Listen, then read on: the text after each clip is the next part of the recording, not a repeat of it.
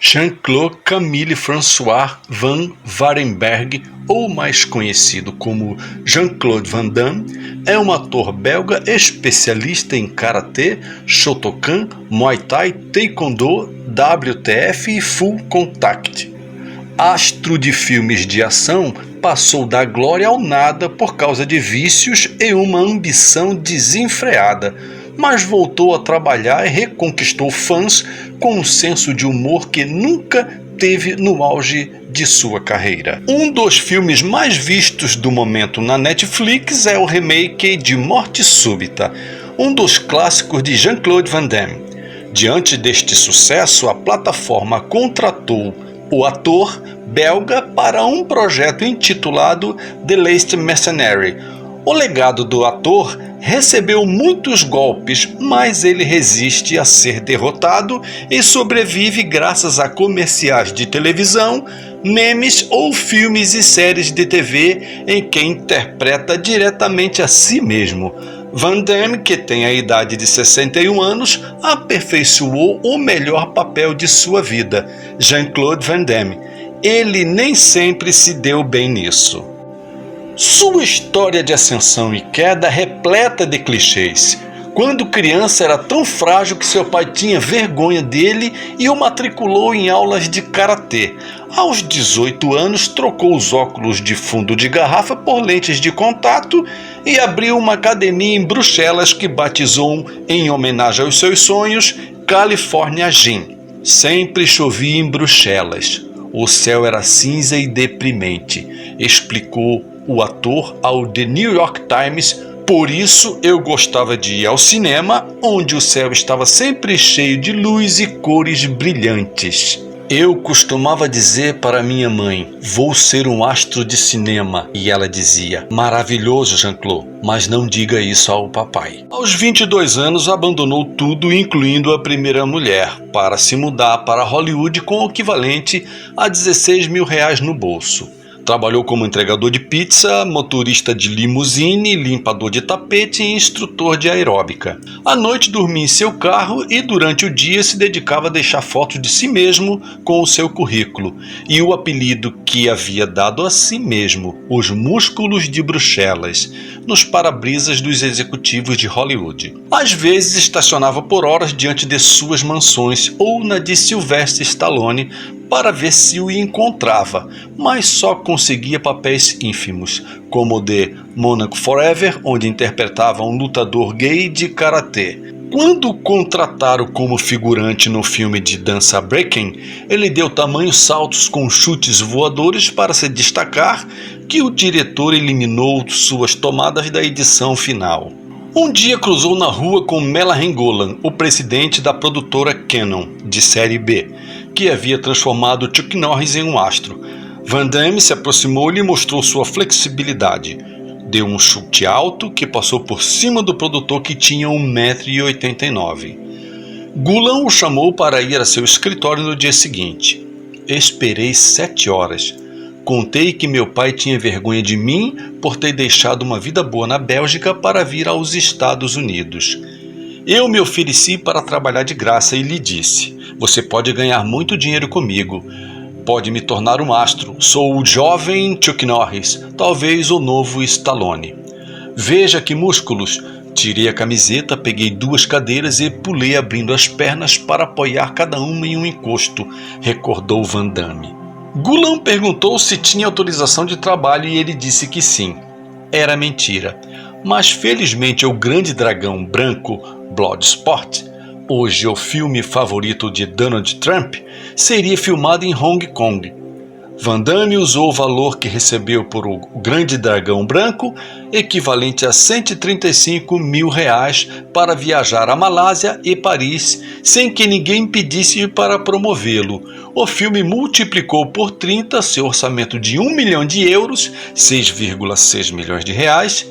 Um crítico definiu a interpretação de Van Damme como uma salamandra lobotomizada. Em seus filmes, Van Damme passou por aventuras delirantes como a de lutar contra uma cobra, ser crucificado por piratas ou salvar um bebê de um tigre no Coliseu, repleto de explosivos.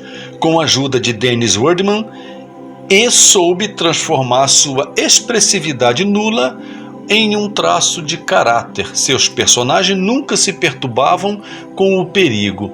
Além de sua juventude, Van Damme se diferenciava de Stallone, Schwarzenegger e Norris em dois elementos fundamentais. Seu estilo de luta era gracioso e estético graças à formação de 5 anos em balé, e ele era mais sexy para o público feminino. Não tinha vergonha de explorar seu erotismo, e seu corpo era o maior efeito especial nos seus filmes. Em todos parecia com a bunda de fora. O cinema de ação da época promovia um culto ao corpo masculino que beirava a pornografia e, graças à tendência a Van Damme de usar roupas minúsculas e justas e tirá-las na menor oportunidade, o belga chegou a surgir como um mito erótico para o público gay. Em 93, apareceu na capa da Playgirl contando seus segredos de sedução. Conseguiu 3 indicações consecutivas ao prêmio MTV de ator mais desejável por Duplo Impacto, Vencer ou Morrer e O Alvo. E quando apareceu interpretando a si mesmo em um capítulo de Friends, onde se gabava de ser um rapaz de esmagar nozes com a bunda, Rachel e Mônica brigavam para ficar com ele nesta ocasião. Hollywood lhe concedeu o passaporte para as grandes produções e o ator dobrava seu salário a cada filme. Soldado Universal, O Alvo e Time Cup, onde realizou seu clássico salto abrindo as pernas de cueca, arrasaram nas bilheterias. A influente revista Entertainment Weekly o endeusou como uma reportagem de capa na qual o advogado de Van Damme explicava que ele estava destinado a atrair o público feminino para filmes de ação e fazer a transição para papéis dignos de Tom Cruise. A primeira impressão que ele dá não é a de um astro de Hollywood, mas de um treinador provinciano de alguma academia europeia, descrevia, porém, o The New York Times. E então a vida pessoal do ator começou a ofuscar sua carreira profissional em ascensão, alimentando o preconceito de que Van Damme não era uma estrela de Hollywood, mas um vulgar caipira europeu. Em 1994, ele deixou a terceira esposa e mãe de seus 2 filhos, a fisiculturista e modelo Gladys Português, após conhecer Darcy Lapierre. Ela o conquistou ao se comportar como qualquer uma das louras estonteantes que ele salvava em seus filmes. Se encontrou com ele em uma suíte do hotel em Hong Kong e, ao abrir a porta, sussurrou: "Jean-Claude, faça amor comigo." Mas enquanto Lapierre estava grávida, o ator teve um caso com Kylie Minogue no set de Street Fighter, A Última Batalha na Tailândia. O salário desse filme foi o melhor de sua carreira, 6 milhões de euros, cerca de 40 milhões de reais. E o sucesso subiu a cabeça. Van Damme interpretava o Coronel Ginn, o emblema da militarização norte-americana. "Você perdeu sua cabeça", lhe alfinetava um embaixador. "Não, é você que perdeu as bolas", respondia Ginn, com o qual o filme buscava conquistar o público norte-americano que mal conhecia o videogame em que se baseava. Mas seu salário consumiu o orçamento a ponto de impedir que o restante do elenco pudesse praticar artes marciais. Então Street Fighter era um filme de lutas em que ninguém sabia lutar. Constantes atrasos. Van Damme se recusava a sair do camarim porque sentia que seus músculos precisavam de mais exercícios. Anos mais tarde, ele admitiria ter sofrido de vigorexia. Isso quando não estava na farra em Hong Kong com o guarda que o estúdio havia contratado para controlá-lo ou fazendo turismo pela Tailândia com o Minogue. A Columbia lhe ofereceu um contrato de 3 filmes por 30 milhões de euros. Van Damme, que pediu 50, queria igualar o ator então mais bem pago do mundo, Jim Carrey. Estava gravando filme após filme sem parar de promovê-los. Estava cansado, tudo que fazia dava lucro. Jim Carrey recebia uma fortuna, então eu quis elevar a aposta. Que idiota. Eles me colocaram em uma lista negra e minha carreira acabou, admitiria anos depois ao jornal britânico The Guardian.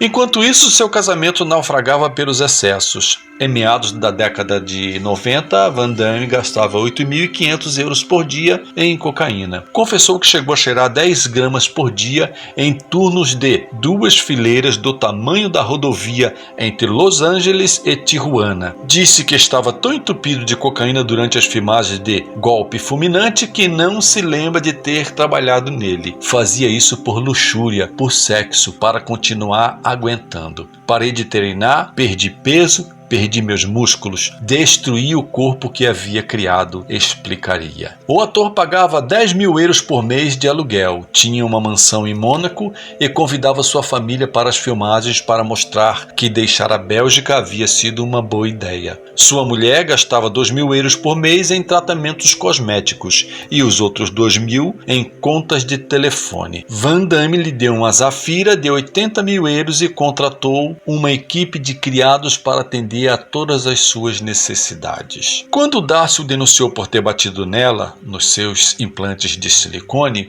o que a obrigou a passar por uma intervenção cirúrgica, ele se defendeu garantindo que não havia documentos médicos, que o parceiro violento era ela e que, se a tivesse agredido, a teria matado. Seu divórcio resultou em uma das maiores indenizações da Califórnia na época, uma pensão de 100.000 euros por mês. Depois de passar só 6 dias na reabilitação e concluir que a sua melhor terapia era se refugiar na academia, Van Damme foi diagnosticado com transtorno bipolar e como maníaco depressivo. Então ele entendeu todos os pensamentos suicidas que o perturbaram durante seus anos de glória. Voltou com Gladys Portugues, com quem continua até hoje. Perdi minha fama por causa de minha própria estupidez, mas prometi à minha mãe que antes de morrer eu a levaria de novo a uma grande estreia em um cinema de tela grande, contou o ator. No final dos anos 90, Van Damme continuava com seus delírios de grandeza,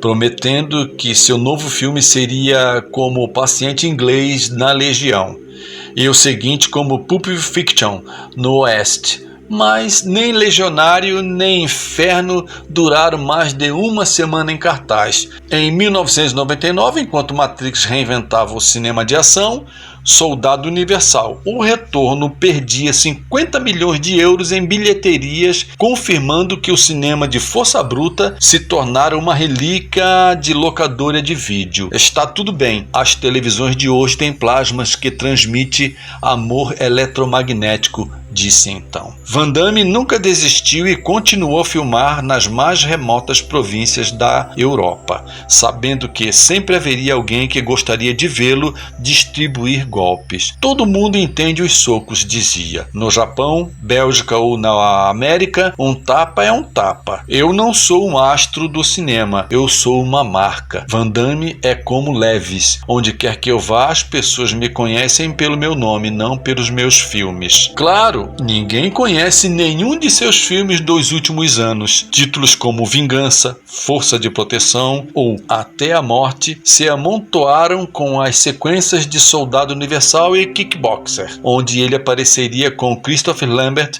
Mike Tyson e Ronaldinho, até que chegou o JCVD. Nesse thriller francês, o ator interpretava a si mesmo, culminando com um monólogo em que olhava para a câmera chorando enquanto refletia: não é minha culpa ter sonhado em ser um astro. Quando você está no topo, só quer mais.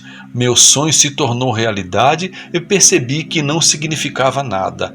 Ainda hoje me pergunto o que fiz neste planeta. Nada. Não fiz nada.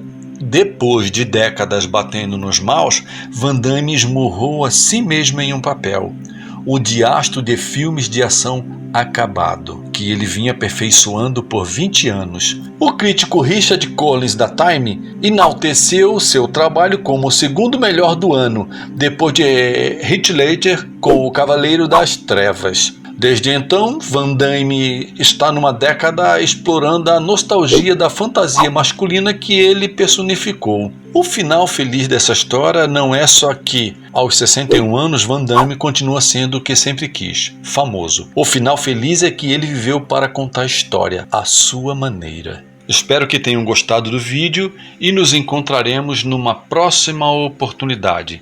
Não esqueçam de deixar seus likes, seu joinha para apoiar o nosso canal.